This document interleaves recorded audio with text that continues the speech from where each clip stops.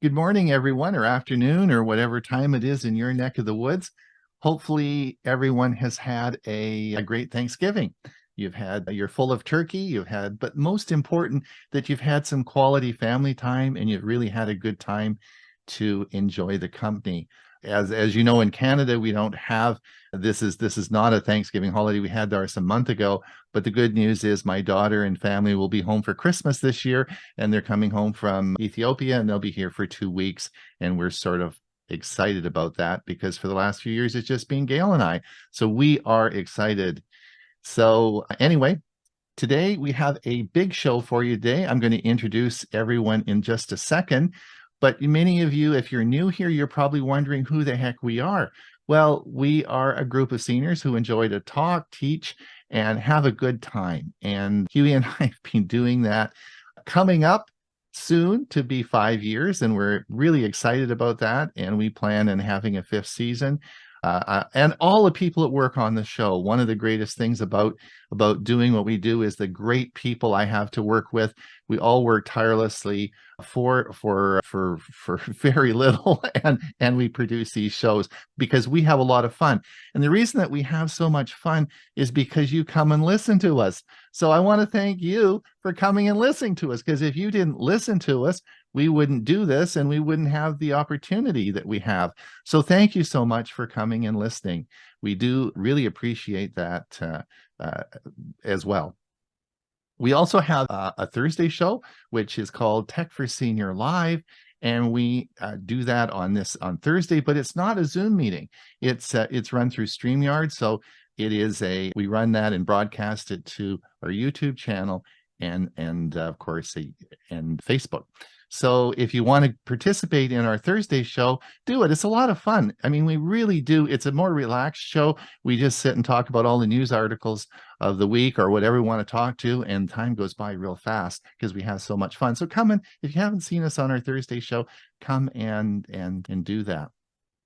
Today, for our premiere video, I'm going to briefly tell you the premiere video today that'll be coming on at 1:30. Ray is going to talk about something we haven't talked about for a while, and that's eBay. He's going to say, is eBay safe to purchase on? And I thought, oh, we haven't talked about eBay for a long time. That's a good one. So he's going to talk about that. I'm going to talk about how you want to be very careful if you take your computer in to get it repaired. Do they peek at your data? And I'm going to talk about that today. And Huey's going to show us how to scroll, how to do scrolling in Google search. So all those at 1:30 on our premiere service. I'll put the link in the notes as well. But you know where you can get the link and all the agenda for today and everything is in our newsletter. We put the newsletter out twice a week. We put it out on Tuesday and Saturday. And so make sure you have subscribed to that. You can go to www.techforsenior.com and you can sign up for the newsletter. If you haven't signed up for it, you're missing it, because all of us at Tech for Senior put articles into the newsletter, and it's good. There's some really good stuff there. So and it's free. And it's free. That's right. And we don't keep any data on you or anything, and we don't sell any advertising. We don't sell email lists, nothing. No way. It's just, you just get 2 newsletters a week. So which we're really happy with. Listen, we got to go through the introduction real quick because I want to get the show going. Otherwise we'll be here too long. Huey, welcome. Yes. Hey, listen, you're on deck. Oh, just let me take the stop the spotlight. You know, you're doing the show next week, eh? So I got a holiday next Monday. Huey's doing the show. Yep, and I've pretty much got things in line for there. Yeah, I hope so.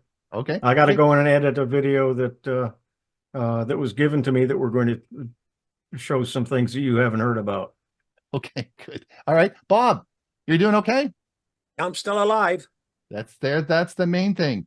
Ray, are you shoveling snow yet? No, it's mid-40s here. Beautiful sunny day again. Sunny day.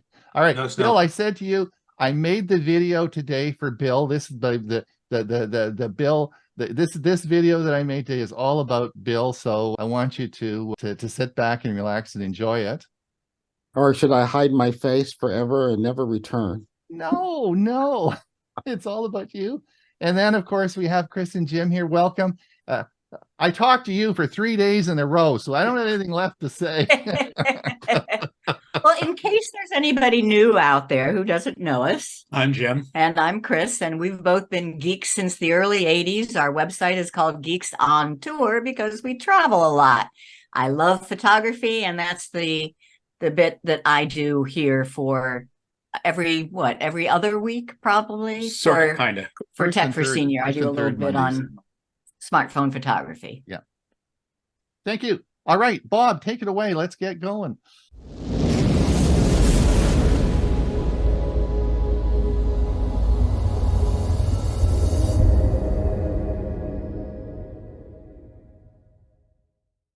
Here is my weekly security news roundup for the week ending November 24th, 2023. State of Maine data breach impacts 1.3 million people. The U.S. state of Maine says it has suffered a data breach impacting around 1.3 million people. According to the census from July 2022, that's more or less the entire population of Maine. The state of Maine says it was compromised via a known vulnerability in Secure Transfer Service MOVEit Transfer. This vulnerability is known to be used by the ℶ𝕠𝕟 ransomware gang. The type of stolen data varies from person to person, likely because the data breach affected multiple agencies in the state. More than 50% of the data exposed in the breach came from Maine's Department of Health and Human Services, while between 10 and 30% came from the state's Department of Education. The breach also impacted several other departments. Read more at malwarebytes.com. Alarm system cyber attack leaves those in need struggling to call for help. An alarm system company that allows those in need to ask for help at the touch of a button has suffered a cyber attack, causing serious disruption. ℏ𝕠𝕟, Netherlands says the attack left the control room struggling to receive distress calls from clients on Sunday, November 12, 2023. ℏ𝕠𝕟, among others, provides services and systems to allow smart monitoring in various healthcare settings. One of the services provides sick or disabled persons and the elderly with an alarm button that can be used in case of an emergency. Under normal circumstances, the control room would relay the distress call to a caregiver so they can check on and provide help. Read more at malwarebytes.com. OpenAI has another new CEO, and it's the same old CEO, Sam Altman. OpenAI, the creators of ChatGPT, has been plunged into chaos since Friday last week, when its board of directors fired its CEO and co-founder, Sam Altman. Since then, the company has had two CEOs in the form of Mira Murati, OpenAI's chief technology officer, and Emmett Shear, ex-Twitch CEO. Now the company has a new board of directors, and they have chosen a new CEO, Sam Altman. Yes, the previous one himself. OpenAI announced through its X, formerly known as Twitter, account that it has agreed in principle for its ex-CEO Sam Altman to return as CEO. As part of the arrangement, the composition of its board of directors has also been changed. Read more at androidauthority.com. NVIDIA employees' blunder led to a lawsuit. French automotive company Valeo has sued NVIDIA, alleging that the company stole its trade secrets. The lawsuit stems from a screen-sharing incident in 2022, in which an NVIDIA employee inadvertently shared Valeo's source code files. Valeo alleges that Mohammed Moniruzzaman, an engineer for NVIDIA who used to work for their company, had mistakenly shown its source code files on his computer as he was sharing his screen during a meeting with both firms. Valeo's employees quickly recognized the code and took screenshots before ℚ𝕚𝕚 was notified of his mistake, according to the complaint filed. Read more on ghacks.net. Security researchers bypass Windows Hello fingerprint authentication. Security researchers at Blackwing Intelligence managed to bypass Windows Hello fingerprint authentication on devices with the 3 most used fingerprint sensors on Windows. The researchers were asked by Microsoft's Offensive Research and Security Engineering to evaluate different fingerprinting sensors that could be used to authenticate using Windows Hello. The 3 targeted laptops were a Dell Inspiron 15, the Lenovo ThinkPad T14, and the Microsoft Surface Pro type cover with fingerprint ID. All fingerprint sensors were mock sensors, which means match on chip. The sensors used integrated microprocessors to perform the verifications of authentication requests. Windows Hello requires fingerprinting sensors to support mock. Read more at ghacks.net. ℚ𝕠𝕟 malware is tricking Mac users with fake browser updates. ℚ𝕠𝕟 is a malware that has been plaguing Mac users for a while now. This time, attackers are tricking users in a more sophisticated manner by pretending to offer browser updates. ℚ𝕠𝕟, also known as amos, is a stealer which can harvest passwords from your Apple iCloud keychain, crypto assets, files, and other personal data. It was first discovered by security researchers in April of 2023, though it has since evolved. Criminals who have access to amos have been using it to phish victims using various techniques, including via cracked software. Read more at ghacks.net. This Windows file controls the uninstallation of Edge, web search, and other features. Microsoft plans to introduce fundamental changes to its Windows 10 and 11 operating system in the coming months. 2 of the main changes allow users to uninstall Microsoft Edge and web search from the operating system. Downside is that these changes will become available for users in many European countries only. There are ways around this limitation, though. The changes are in testing currently. Microsoft plans to launch them officially on March 6, 2024. Our colleagues over at ℎ𝕝𝕝 have now discovered that recent updates for Windows 10 and 11 include the functionality already, although it is in a locked state. Read more at ghacks.net. This week's must-see on my YouTube channel. Tips for using Bard with YouTube, videos, and channels. These tips ensure accurate information when using Google's Bard to analyze and summarize YouTube videos and channels. Please watch my video on that topic by following the link listed. Did you know? During an average lifetime while sleeping, you could eat around 70 different insects and 10 spiders or more. That fact should make you sleep well tonight. After Outkast sang "Shake It Like a Polaroid Picture," Polaroid released a statement that said shaking or waving can actually damage the image. I would like to be known as a person who is concerned about freedom and equality and justice and prosperity for all people. Thanks to Rosa Parks. Something we should all live by. Just thought you might want to know. And that's a wrap for this week's Security News Roundup. Stay safe, stay secure, and I'll see you again next week. Bye-bye, and thanks for watching and listening.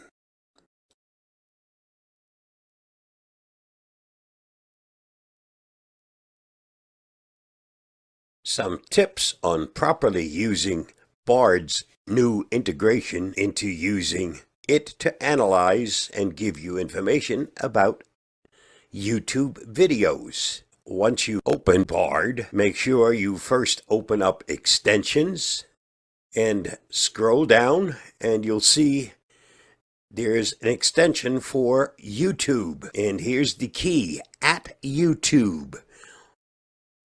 Number one, make sure that this is selected. It's turned on. And then number two, @YouTube, copy it. Now, when you go back to Bard itself and start using Bard, start your prompt with @YouTube. Now go ahead and ask your question. I want to know what's new on a certain YouTube channel.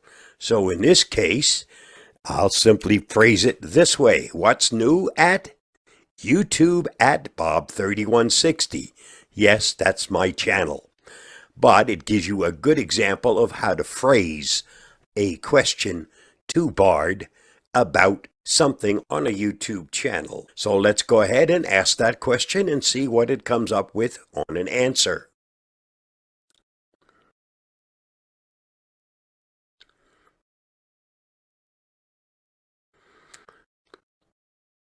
And it gives you a list of some of the new videos on that channel. Afterwards, it gives you a look at those videos, and it can even allow you to play it right within Bard.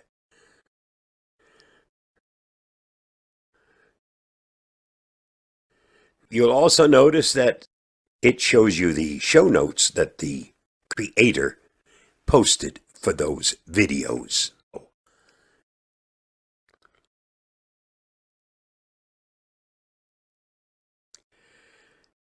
That's just a quick little peek at how you can use the new feature in Bard to get more information about YouTube videos. You can ask for a specific channel. If you have the link or the URL to the video, you can ask for a recap of that video. Just remember to always start your prompt with @YouTube, a space, and then ask your question about the video. That's the big secret to making things work properly when using Bard and inquiring about a YouTube video or a YouTube channel. Stay safe, stay secure. I hope that helps.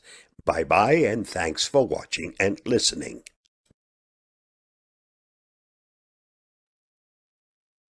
Thanks, Bob. Good information. I'm going to try that. That's really cool. Yeah. It works. Yeah. That's great. Well, lots of stuff about Bard and AI. We're going to be talking about a lot of that this year. Just before we get on with Bill's session now, while Bill's teeing that up and getting organized, I just wanted to thank Gerald Smith for his generous donation through the coffee fund that we have. And thank you so much. It really helps pay the bills.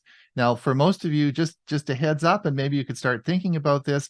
January is our donation month. To pay the bills, we have our donation drive in January, and every year for the past 4 years, that everyone's been extremely helpful, and we've raised enough money to keep the show on the air for another year. So I expect the same thing that will happen this year, and if we raise enough money through the January, then we don't need to talk about it for another year. So hopefully that will go as well as it has in the past 4 years. So think about that for the next. I'm not going to talk about it till January, but just think about that in for the future. All right, Bill, let's go.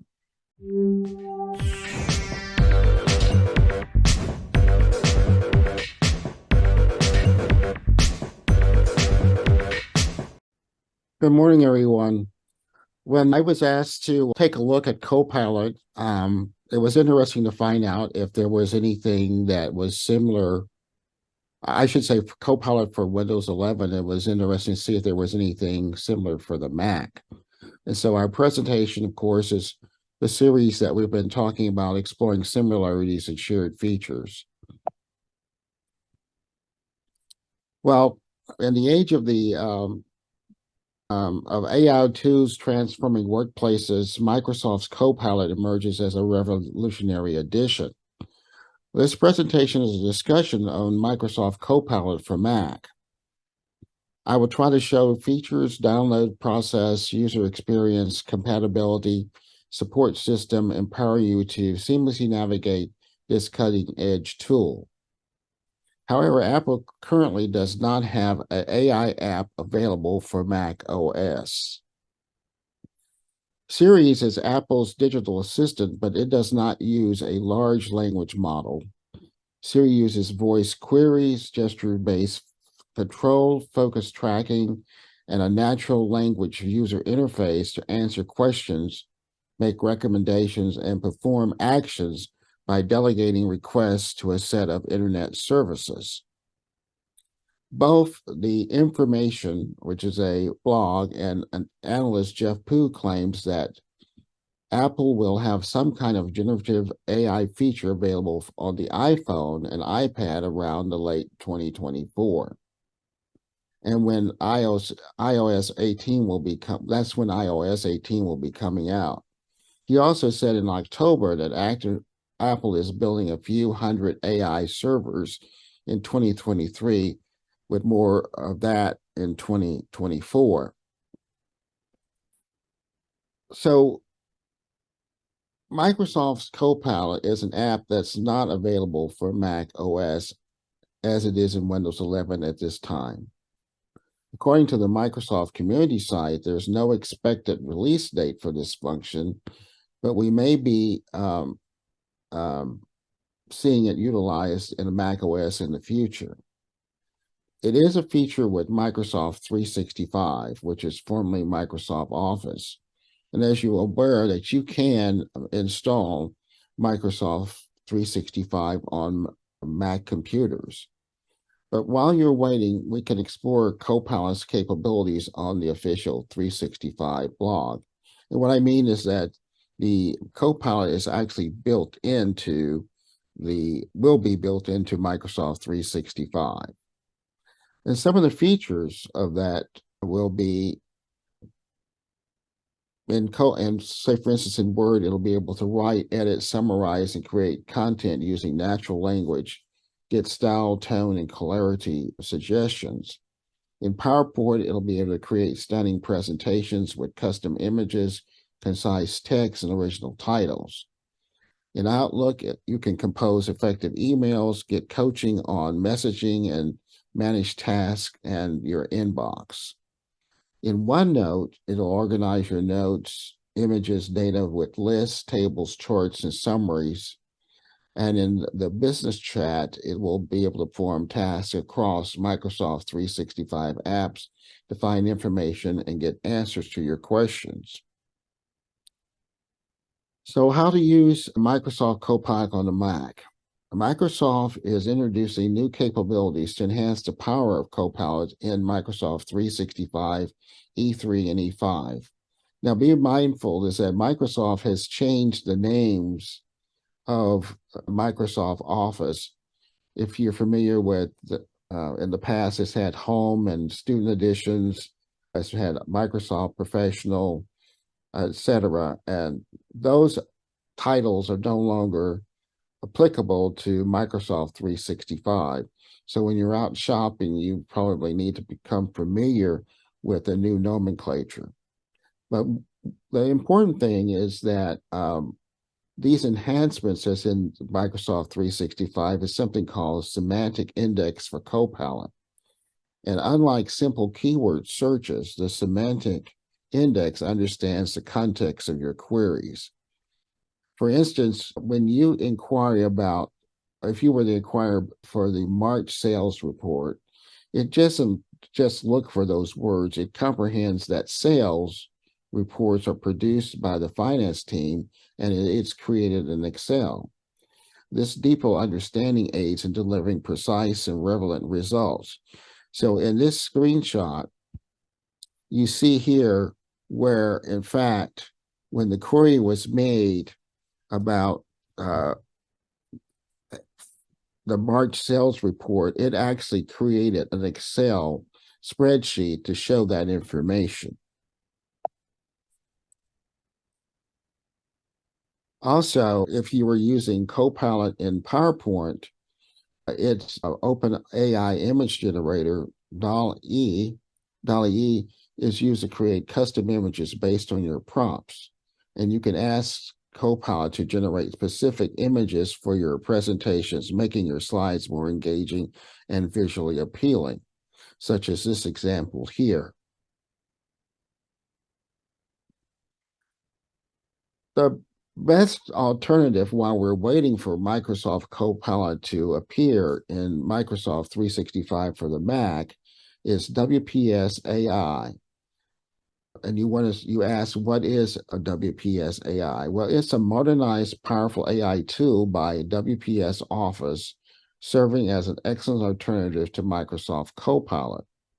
It enhances productivity, offering cross-platform support, ease of use, advanced features for document creation and data analysis. And it's ideal for users seeking a versatile AI companion on their preferred devices. Unlike Microsoft Copilot, which is still in limited preview and only works with Microsoft 365 apps, WPS AI is available to everyone who has a WPS account. And you can sign up for it free and get early access to the WPS AI features. Those features are Words Creative Sidekick, translation, lyric, poetry generation, letter, resume writing, blog, thesis composition, summarization at a glance, book, reports, research papers, technical documents, and business proposal summaries. Chat with PDFs, multi-file chat, PDF report analysis, textbook and historical document comprehension. OCR Reinvented, text recognition for books, text extraction, fast reading, brochures, marketing, and material summaries. Data Genius and Spreadsheet, which is coming soon, will give formulas, writing, explanations, chart generation, data analysis, and table query. How to get WPS AI? To get it, you go to the WPS AI website, and there's a free download. You just click on the free download button, choose your operating system. In this case, it would be Mac. You follow the steps on the screen to install it. And then the file will immediately be downloaded. And Microsoft,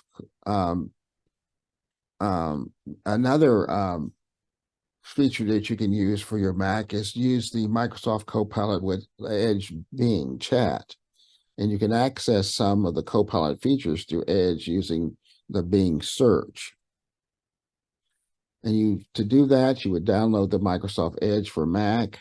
And to do so, you go to the Mac Edge download page, click on Download for Mac OS. And once the download is completed, open the downloaded file, drag the Microsoft Edge icon to the application folder, open Edge from the application folder, and then alternate, you can also download and install Microsoft Edge from the App Store on your Mac. And so what that will give you is Copilot with Bing Chat. Unfortunately, Microsoft limits each user to 5 questions per session and 50 questions per day. The Bing feature allows users to type in questions and converse with the search engine created to deliver better search results and spark creativity. Designed by OpenAI, the same group that created the controversial ChatGPT, Chatting with Bing was released to the limited group of Microsoft users in early February for feedback purposes. So in summary, in the dynamic landscape of AI-powered tools, we have attempted to unravel the intricacies of Microsoft Copilot and its Mac compatibility. Equipped with the insights into Copilot's features, limitations, and usage, you're now poised to maximize its potential. However, the journey doesn't end there. Amidst the AI revolution, WPS AI emerges as a compelling alternative offering versatility, cross-platform functionality, and an array of features that transcends limitations. As you explore AI-driven productivity, consider WPS AI's capabilities for document creation, data analysis, and summarization. You can use Bing's Copilot as an alternative. There are some limitations and disadvantages to Bing Chat as listed in the Profola's article. Some of the key limitations are limited chats and sessions, lack of more creative responsive, chat responses are shorter, limited tailor-fitted responses. Problems with hallucinations, high system requirements, slower chat response times, and notable ethical and legal issues. The reference we used for this is infirst.com, in.mashable.com, and the WPS website. I'll be glad to ask any questions about this presentation in our Q&A after the program. Thanks, Bill. I'm sure there will be lots of questions about that. We'll be talking a lot in the coming year about CoPilot. I think it's a really important issue, and I know Bob's got lots of things planned as well. So we look for lots of talk, particularly in the next year, about this ever evolving story. All right. I wanted something lighthearted today. I wanted to have some fun. So this is the video I have for you today. Hopefully you enjoy it. That's good coffee.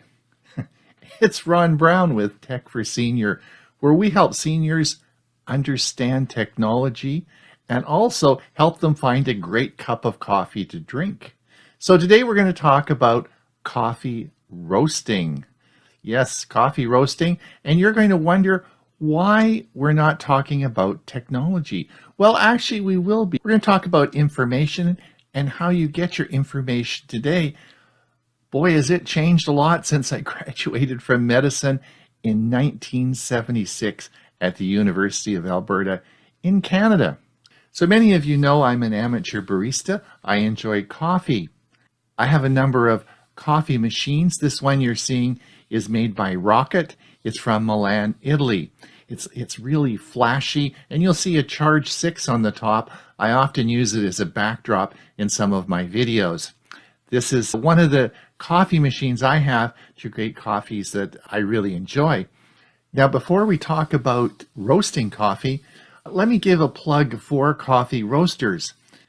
If you type in your Google search local coffee roasters, you will be amazed at the number of people who have this as a hobby and sell coffee that they've roasted, and you'll get some of the best coffee you have ever tasted. In our area here, which is pretty rural, we have about 5 people doing it. I know Bill James is interested in coffee. He's on our show. And when he did the search, he found not only was there a lot of coffee roasters in Oklahoma City, but he had someone right across the street he never even knew. So it is a plug. If you do have local coffee roasters, give them a try. You'll find some great coffee there. So the date this past year was August the 7th. It was a Monday. I was sitting there after the Tech for Seniors show watching a few YouTube videos. And you know how YouTube is. If you watch something in the coffee area, then they'll certainly show you other videos about that. And I started to listen to a video about roasting coffee at home by the Virtual Coffee Lab. I watched the video and got more interested in this. And I thought, I wonder if people roast coffee at home. I wonder if it's possible to do that. I had absolutely no idea about anything regarding roasting. So I was interested and wanted to look for more information. Now, I guess if I went back to 1976, before we had computers, before we had the internet, I guess I would go to the library and pull a book out and try and find something to do about roasting. I'd read a book about it. I might even find the names of some clubs that I could write away. Remember those letters we used to write and put a stamp on them right away and say, hey, can I be a member of your club? Or maybe there would be some in-person meetings in the area that I was in.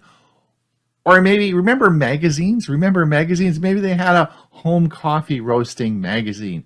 Those would be sort of the types of things that I would do to get information about coffee roasting. But, of course, with technology, internet, computers, and particularly YouTube now, I was able to answer all the questions that I wanted to know about coffee roasting in a very short time, because I could easily watch and consume a lot of YouTube videos, which gave me the knowledge that I needed.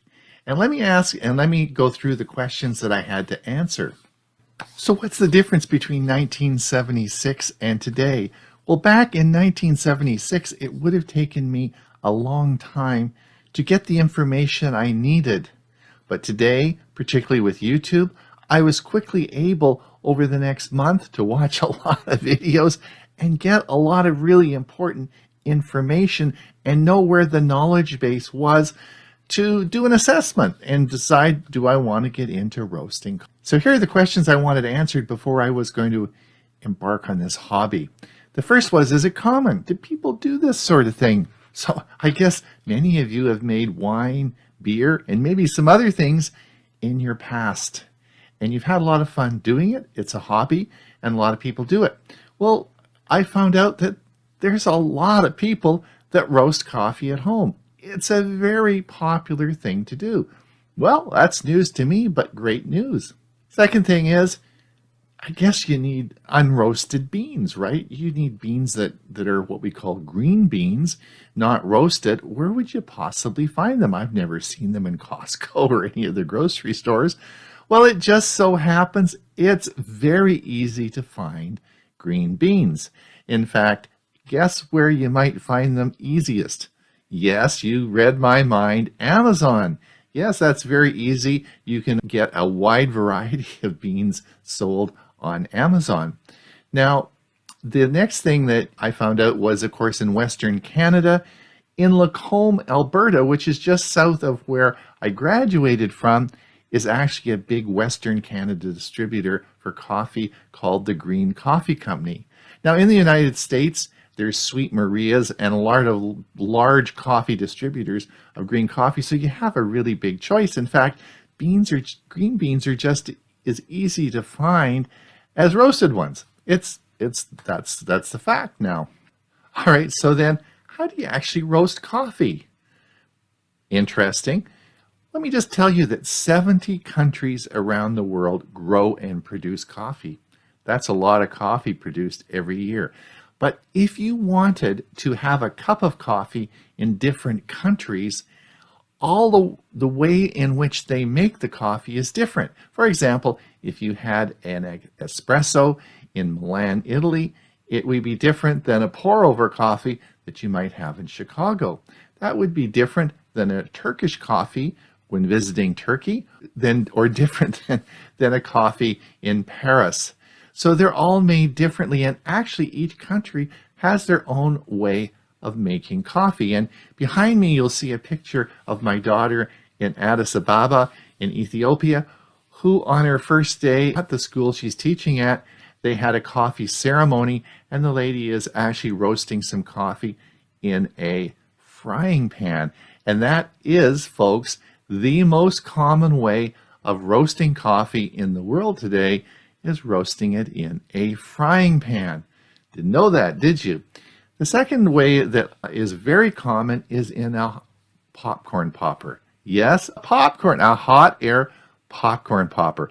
In fact, Sweet Maria's has developed their own type of popcorn, hot air popcorn popper that you can purchase. And yes, it whirls around and pops just like popcorn. Of course, you can also you can roast coffee in your oven. And also you can roast coffee using an air fryer. Yes, an air fryer, or if you have a convection oven on your counter. There is, of course, a whole industry devoted to making roasting machines, and we'll talk a little bit about that in a second. You can even do coffee roasting on your barbecue. And that was sort of interesting, and I looked into that before making my decision. So after a lot of review of the data, I decided to purchase a coffee roasting machine, a drub machine made by a company called Behmor, Behmor. Now, why did I choose this? Well, because this company's been around for about 15 years. They've sold millions of units all over the world.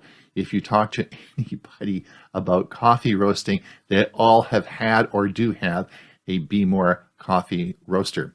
The cost of these are around $600 Canadian.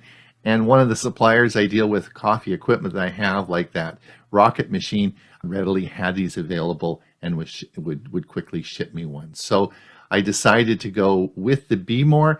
It's a home roaster. I'll show you a picture of it in a minute. It's a drum machine, and it has a heat source and heats it. And that's how I decided to start my hobby of roasting coffee. All right, let me dispel a couple of myths. First of all, green coffee beans. When you get these, and you'll see some in the background there, these are smaller beans that you would normally expect from ones you buy. Also, they don't smell like coffee. They smell sort of like a wet plant, like I guess maybe wheat or something like that. If you're walking through a wheat field and smell it, it smells like a plant rather than coffee bean. The other thing is that if you go to a coffee house, I'm sure you've been to some, and you walk in and, oh, there's that wonderful smell of coffee. You think that's so great, and they probably have a roaster there, and at certain times of the week they would roast coffee, and you could go in there and you'd smell this great coffee. Well, that's not true at all. In fact, what you're smelling when you go in there is probably the brewing of the coffee that has been sitting around in their bins that they're selling. You can sometimes smell the smell of coffee at that time. But the actual roasting of the coffee, not so good a smell. It's more like an acrid smoke that it creates, and you don't get a great smell from the roasting part of it. So let me go through the phases of roasting coffee, which I thought you might find interesting. So I usually roast my coffee at about half a pound at a time. Now, the time that it takes to do a batch of roasting is around 12 minutes. So when I heat the machine up and put the coffee in the roaster, it's going to turn around as there's a heat source in there that heats the beans up. Now, the first 4 to 5 minutes when the green beans go in there, the heat source is going to be drying them out. Coffee inherently has moisture in it, so that first period of time is basically a drying reaction, and they go from green to yellow. Now, the second probably 4 minutes or so that occurs is when the beans go through a browning phase. And this is a development phase which actually creates the color, the brownness of the coffee, and also creates the taste as the enzymes inside the bean get cooked, right? It's the same as taking an onion and frying it on the stove and caramelizing it. You know, you get the Maillard reaction occurring. So this is sort of the same thing. We're browning it, and we're creating taste in that second phase where the bean is expanding as well. It's getting bigger, it's getting browner, and we're sort of making the coffee taste inside the bean. So the big thing about the roasting cycle, and you'll see it on the back here, the big thing about a roasting cycle is what we call first crack. And what is first crack? Well, that's after the browning phase. What happens is the beans get bigger and bigger and bigger, and all that water vapor inside has to be released, and they go pop. And it's exactly the same as first pop on your popcorn. That's right. It goes pop, pop, pop, pop, pop, pop, pop. And that's exactly what happens as the beans open up and all that moisture comes out of them. And that's first crack. And that's so important on your roasting cycle, and everything's timed as per first crack. Yes, there is a second crack.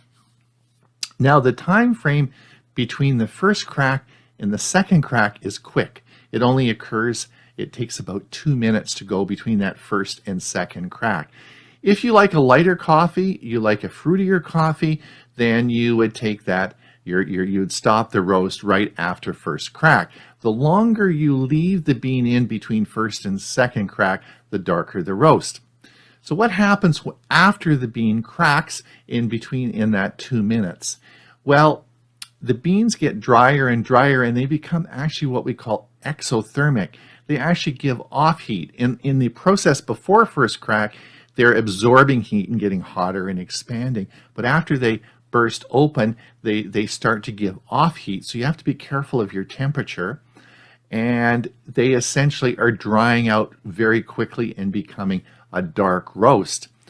Now, there is actually a second crack, which usually occurs in about 2 minutes, and that is when the actual structure of the cells in the bean start to disintegrate because they're just dry and there's nothing left, and that's CO2 gas being giving off, and you can hear the sound of that is a tick tick tick tick tick. It's a little ticking sound, tick tick tick tick tick tick, like that, and that is second crack.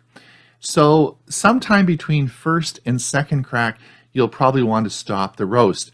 There, of course, everybody wants to experiment further on and keep roasting after second crack, and oh boy, am I going to get a really nice dark roast. And you can do that to a very small degree because, of course, the beans now are very dry and very hot, and you stand chance of getting a fire in your roaster if you push the envelope too much. Then you want to take them off and cool them down right away, and you have your coffee. Well, not quite yet. You have to wait about 3 days for the coffee to what we call degas, and then you can have a great cup of coffee in 3 days. It's not like making wine where you gotta wait 6 months, or beer you gotta wait a year. You can drink your coffee at 3 days after you roast it, and wow, it tastes great. So what have I learned in my first 30 roasts? Well, the first thing is, when I started using my ℎ𝕝 machine in the house, all the fire detectors went off. It is a very smoky process, even though my machine has, it's like a catalytic converter that's supposed to burn off the smoke. It still is a lot of smoke in the house. So I quickly learned I'm going to have to do this outdoors. And that's why doing it on the barbecue was sort of interesting. One of the problems about using it in other equipment, such as an air fryer, is because of the acrid smoke that it gives off. You really don't want to be roasting roast beef in the same machine that you're roasting your coffee in, or vice versa. So the barbecue was an interesting one because, of course, it is outside. So I roast my coffee, of course, outside now, and that works out better. But the biggest problem I have, and this is a nice problem to have, but a big one that all coffee roasters have, is that I give samples away to all my friends and ask them what they think. They all say, Ron, that's the best coffee I've ever tasted. Can you roast me a couple of pounds? Well, this adds up, and now I'm roasting more and more and more. Although I'm having lots of fun, I'm going to have to say to my friends, look, this is enough. So thank you for listening to my little story on coffee roasting today. The real point I wanted to make is really how I obtained the information about roasting as compared to how I would have done it many years ago. Maybe there are magazines now, maybe there are books in the library, but basically I obtained all the information I need, and through YouTube and the connections I have there now. And it's an ongoing learning process, of which there are regular shows and programs coming out on YouTube that will further my knowledge in this very interesting hobby I have. So it's been a great day. Hope you've enjoyed this video. Hope you have a great cup of coffee. And until we see you again, it's Ron Brown with Tech for Senior. And what I'm doing is a little bit different than what you did. I'm aiming this towards people who have trouble reading, either by eyesight or just don't like to take the time to do it. Let's learn about news and what's going on in the world using Recast. So let me listen to the web with Recast. I'm Huey Poplock. Let's Recast.ai is an AI-powered app that transforms articles into concise audio conversations, offering a modern solution to traditional reading. Users can submit articles through the app or browser extensions, and then AI converts them into engaging audio summaries. The app also provides a personalized For You playlist, allowing users to personalize the voice, speed, and style of the audio summaries according to their preferences. Let's Recast.ai, or Recast, aims to summarize various types of articles, from news to blog posts, into podcasts, providing a refreshing break from constant screen time and saving reading time. This is a recast of the 500-word piece, iOS 18, All the Rumors and Known Features So Far, from ℏ𝕠𝕟. Let's listen in. The article is all about the upcoming iOS 18 update for iPhone users. It's still a few months away from being announced, but there are already some rumors and expectations floating around. These are predetermined channels that are already done for you, and you can see there are several of them. But as we go down to the bottom, we can then click on one of them, and we'll see a list of some of the articles that are in one of the listings. This is a recast of the 1,300-word piece, Opinion: The Fight for the Soul of AI, from the New York Times. Let's listen in. This article is all about OpenAI. In the Discover tab, you can go through and look at various topics that are new and noteworthy, and you can click on them. As you click on them, it builds a list that we will see, and we can then play that list. We now have several items marked as what we want to watch, and so now that we can go to my recasts, we'll see that list. And that list is editable, and then we can play the first one, and it'll go through each of them. The three dots to the right, when you click on it, gives you several possibilities. You can share this recast, you can share at current position, embed the recast, open details, send feedback, or move it up or down. You can see we just moved it down one, and now we'll play the top one, and this is what we get. This is a recast of the 600-word piece, Vegetables You Can Chop in Advance, and the Ones You Shouldn't, from Lifehacker. Let's listen in. So the article talks about prepping vegetables for Thanksgiving and how some can be prepared in advance while others are best chopped right before using. The article mentions that non-starchy root vegetables like sweet potatoes, beets. Each recast has 2 speakers and always ends with, "That's it for today." This is a recast of the 1,000-word piece, Reflections on Web Summit, Out of the Frying. That's it for today.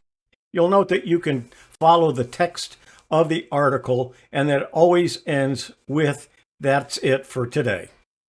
Many people believe he caught a cold from doing this and it led to his death. However, a re-examination of the evidence suggests that he actually died from a severe gastrointestinal illness, possibly typhoid, and not from a cold. That's it for today.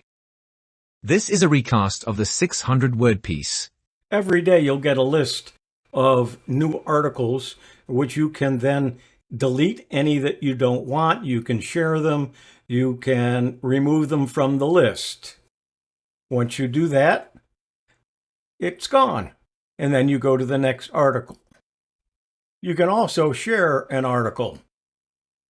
If I share a recast via email, this is what I get. And then there's a link there, and that link can be clicked, and the person can watch the recast. You can go to any website, copy the URL, then paste it into the Recast browser, and it will then create a recast for you to use. When someone clicks the link in the email to the recast, this is what they'll see. Recast works fine on iOS, an iPad, or an iPhone. However, you want to run it on Android, you'll have to have the web app, and you can also run it on your PC. Listen to the web with Recast. I'm Huey Poplock. Thank you, Huey. Thank you so much. That's very interesting. I'm sure there'll be some questions in the Q&A about that. At this time, we want to say goodbye to all our YouTube friends over and our live broadcast today. If you would like to come over and join us for the Q&A, pop over into our Zoom meeting, then that's fine. We have lots of room. Otherwise, maybe join us on Thursday for our show, and have a great day. We'll see you certainly in another week. Ray, take it away. All righty.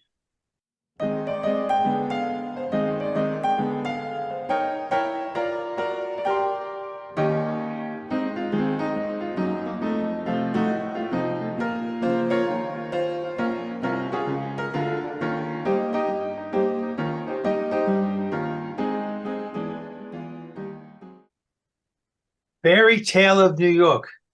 Could this be a Christmas classic? As this is the first Tech Festinia Zoom broadcast on the Monday following Thanksgiving, today begins what has become my tradition of playing Christmas songs each week until Christmas Day arrives.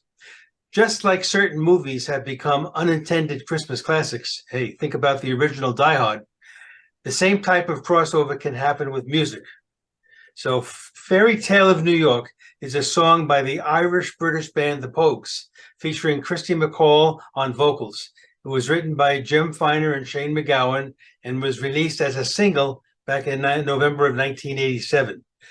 The song is an Irish folk-style ballad and was written as a duet, with MacGowan taking the role of the male character and McCall playing the female character. The song tells the story of a couple who have fallen on hard times around the holidays. The song has proved enduringly popular with both music critics and the public. To date, the song has reached the UK top 20 on 19 separate occasions since its original release in 1987, including every year at Christmas since 2005. Now, as of September 2017, it had sold 1.2 million copies in the UK, an additional 249,626 streaming equivalent sales. That's for a total of 1.5 million combined sales. It's frequently cited as the best Christmas song of all time in various television, radio, and magazine-related polls in the UK and Ireland. Now, those above 3 paragraphs were provided by Google Bard. So in 2000, Christy McCall was vacationing in Cozumel, Mexico with her sons Louis, who was age 13, and Jamie, age 15. As they were swimming, a powerboat entered the restricted area at high speed, heading directly towards Jamie. While McCall was able to push him out of harm's way, she was killed instantly when the boat struck her. A little bit of trivia. Taylor Swift's boyfriend, Jason Kelce, and his brother Travis, both NFL football stars, have released the song Fairy Tale of Philadelphia about their hometown. So today's clip, which I'm going to play directly from YouTube, is the official video, and it shows the lyrics that help sometimes folks like me on occasion have a bit of difficulty with the Irish brogue. Question of the day, would you consider that a Christmas classic? We'll have to do a poll on that, maybe, Ray. Okay. There you go. I'd be Thanks a interested lot. in the answers. Thanks a lot. We look forward to more Christmas music all through the month of December, right? They'll be a little bit more familiar, I promise. Okay. Thank you so much. Well, we want to thank everyone for being here. Excuse me, just let me clear my voice here now. We want to thank everyone for being here and having a good time with us today. As I said, we do appreciate you coming, and that allows us to produce the videos and have fun that we do. We will be moving now into our Q&A. Don't forget, we have our premiere video. I put the link in the chat a couple of times now, so it'll be starting at 1/2 the hour. Don't forget, on Thursday, we always have fun. Come and visit us. If you haven't been on our Thursday show, it's real easy. Just go to either our YouTube channel or our Facebook, and you'll see the live video as we broadcast that out on Thursday. Otherwise, we, of course, will be back next week. In fact, Huey will be here, and he'll be the MC for next week. Yes, he's got a great show for you all organized, so we look forward to that. I, of course, will be in the background listening, but I don't have to do anything next week, so I have the week off. So that's all right. Yeah, I think that's about all I have to say. If you have any questions, I see we have a couple of people with questions. Let's say, Bob, you were first. Yeah, for Ray, different strokes for different folks. Okay. All right, Neil, go ahead. Bill, I'm looking at WPS AI. That looks like I could download that and use that instead of LibreOffice. Is that correct? You could. It's an alternate Office suite, similar to LibreOffice and Microsoft Office. And the interesting thing about it is it has the AI built into it, just like Microsoft 365. I failed to mention that Microsoft, there used to be a separate version of Office for Mac computers, but that's no longer the case. The ones that you use for Windows and the one that you use for Macs, the interface is almost identical. The only thing that's missing out of the Mac version, of course, is the desktop publishing software they call Publisher. Microsoft has never made a version for that for Mac, which is kind of interesting. Okay, thanks. Phil, did you like the coffee video I made for you? I did. And someone in the chat had mentioned about, can you use roasted coffee for K-cups? And I mentioned the fact that in our gadget for last week, we talked about an item called, I think it's Perfect Cup, that you can use, and you can roast your own coffee and use that refillable K-cup in your Keurig. You could do that. So just let everyone know, coffee is roasted coffee. If you don't roast coffee, it's not coffee. You don't want to be drinking you don't want to be making coffee with a green bean. There would be no taste to that. So just to clarify to everybody, every coffee you buy is a roasted coffee. So that there is no unroasted coffee unless you buy green beans, and then you wouldn't want to make coffee with grind up green beans and make coffee with it. Would taste like a plant material. So you don't want to do that. So it is all roasted coffee. So it doesn't matter. All your Keurig, all the coffee you buy is all roasted in the Keurig in there. But you could roast your own coffee, grind it up, and put it in the reusable Keurig. Sure. Ray, go ahead. I got a question for Bill. A nice presentation on CoPilot there. Now, correct me if I'm wrong. I've looked at CoPilot, and it seems to me that it's really geared for the business and corporate world, and there's going to be different levels that they'll have to pay for. Whereas for people, most of us on Tech for Seniors, we might find the Bing feature that's available in your browser that will let you do a chat and give you different levels of information. Is that appropriate? Is that approximately correct? The thing, and Bob will have to help me out. The thing that's really confusing is that in Windows 11, CoPilot is built into the operating system, or will be, whereas the version that you use with the browser, you can't do things like ask the system to do various things. Such, for instance, in Windows 11, you can go into CoPilot and says, how do I change my display to dark mode? And it will then pop up the little button to actually allow you to do that. You can't do that in chat, the Bing chat. That's the difference. So, and you say CoPilot is built into Windows 11? CoPilot will be built in, is beginning to be built into what some parts of it's already there. Because if you got the latest release of Windows 11, the 23H2, then you'll see a little icon that's popped up on the side of your search box, and that's the CoPilot. So you click on that and it pops up, and then you can ask questions to do any kind of and it's limited so far to do any kind of changes to the operating system, or whatever you want to do. But that's not the case if you have Windows 10. You have to use the... Not yet. It is coming to Windows 10. But right now, it's just limited to the chat. Thank you. Carl, go ahead. Yeah, I wanted to point out this adapter that it's an insert you put in your K-cup machine, and it's a strainer. It's a stainless steel strainer, and it's called My K-cup. I don't know how you use this video on our phone, on our laptop. It's called My K-cup, and it fits into its own pod. And then I recommend, if you take a K-cup apart, inside you'll find a paper strainer. And it gets out that very last finest grain of the grind. And this little filter, it's made by a company called Perfect Pods Cafe Filters. And what you do you insert your strainer over the strainer, and I reuse it for several days. You don't have to use. There are 100 of them for $100. I buy them at a store called Myers, but I think other places sell it.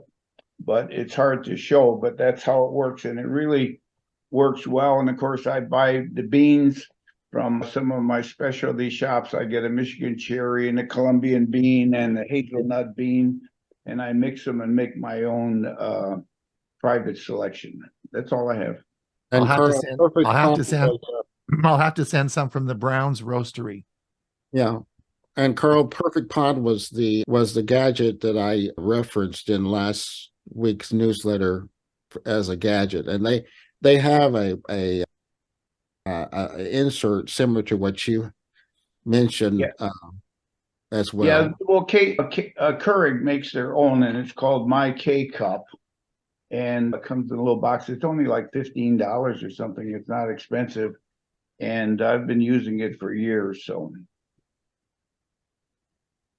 Chris and Jim, did you have a question or a comment, or you had your hand up before? No, I just wanted to show you this roasting that we went to when we were in Bali. Oh, yeah. This woman is roasting in a fry pan over an open fire, and we had a tasting there. It was very good. Yeah. I have my friend is a roaster up in Virginia, and I get a lot of my coffee from him. And yeah. Well, you should search if you do a just type in your search in Google and type local coffee roasters. You'll probably find someone very close to you that's got a passion about this and has a little business on the side selling coffee. And it's you'll be amazed at the number of people around, and these people make some great coffee. So this guy does small sources from mostly Central American countries. He sources small batches and he roasts and he has a regular business. Yep, they do that. And the other thing that's cool is they will often interview the farmer, and they'll talk to the farmer. The farmer will explain the beans and where they're grown and how it goes on and on and on. So you really have a great knowledge of that product that you're roasting. You know the farm and what country and where it is and how it's being grown. But Neil, what's really important is how it's ground. Can you see the image that's behind him now? Yeah. Right. Yeah. So this is. There you go. Excellent. Okay. That's just the way. Yeah. Good one. Neil, go ahead. Well, I was just thinking, I've gone through 2 roasters in my time. Oh, really? Good. And the last one, after it broke down, I've gone to a local roasting company and let them do the hard work. Because you've got to do that outside. Yeah, that's for sure. Yeah, but the joy for me was getting specific beans from various places. Right. And I had a personal contact. I'm sorry, I lost that right now. Anyway, my first batch of beans was picked from a grandmother's coffee plant, and I've forgotten where. I'm getting old. Neil, did you have a Beemore? Did you have a Beemore roaster? Oh no, that's way above my pay grade. I don't remember what kind it was, but I went through 2 of them. Right. Okay. Well, good. Well, that's lots of fun. But the point that I was trying to make in the video was the knowledge base and where I got that knowledge, how fast I got it to make a decision versus how I would have done it before the internet, before YouTube, and doing traditional sources would have been quite a bit different. It would have been much harder. All right. Do we have any other questions or time to say goodbye? No, but we had some great questions and some really good topics today. We did. It was a fun meeting. Hopefully it's as good next week, right, Huey? I hope so. Carl, have you got a final question? Yeah, my all-time watching as a kid was It's a Wonderful Life with Jimmy, can't think of his name, the actor. It's a wonderful Christmas story. It was a Christmas story. But Jimmy Stewart. Who? Jimmy Stewart. Yeah. Right. Very good. That's all. All right. Okay, then. Listen, I want to thank everyone for coming today. Don't forget, in about 14 minutes, we'll have the premiere video where Ray's going to talk about eBay, which we don't often talk much about, which is great. And then I'm going to watch it. Yeah, you remember what you said. and then I'm going to talk about, you got to be careful if you take your computer in to get it serviced, because people may be peeking in your data. Talk a little bit about that. And then, of course, Huey's going to give us some ideas on scrolling through your search. So it should be a fun, there's some good stuff there too. So have a look at that. And as I've always said, the idea of these premiere videos is they're stripped down so that it's really made for you to use at your computer club, to reuse again. And we hope that you do that. And it's sort of packaged that way. And there's always 3 videos for you. Drew, do you have a final comment for us before we go? Yes, the final comment about what you just mentioned is reminded me. When I brought my computer recently in for service to a company, they actually told me in advance to do what I think is a smart idea, to create a brand new user account on your computer. And then they have a standard password that they like people to give them. And then you don't ever have to tell them your login ID or password. They have their own to your computer in case they need to do something. Good idea. So, but very interesting. The video I made was based on our article published. I think it was CBC News did investigative reporting on it. So it's really interesting to listen to what happens to those computers. All right, listen. Oh, and guess what, Ron? Before you go, I just my front door just rang. Was the medical thing that you did for yesterday, was that the same as what you did here? For Chris? That was a whole show yesterday, so I think we'll put the link in the chat. So we just talked a little bit about, we didn't talk about any of the watch stuff here today. No, I'm talking about yesterday's show. Was it the same as what you had already showed on Tech for Seniors? It's a bit of a different twist. I think there's some new stuff that we talked about. I think it was I think different. I would certainly watch it. It's a really good show. Okay, thank you. Drew, was there that final? Where'd you go? Did you get your Chromebook? Yep, I'm here. Did you get your Chromebook? My Alexa notification just went off. My Chromebook just arrived. Oh, great! You'll have to let me know how that works out. Hopefully the camera works, eh? Yes, I do. Yeah. All right. Okay, everyone. Thanks a lot. We'll see everyone next week, or maybe this Thursday. Come and watch us on Thursday, and you'll get the agenda for the Thursday show in the newsletter. So be sure and subscribe. All right. Bye-bye now. Bye, everybody. Bye-bye.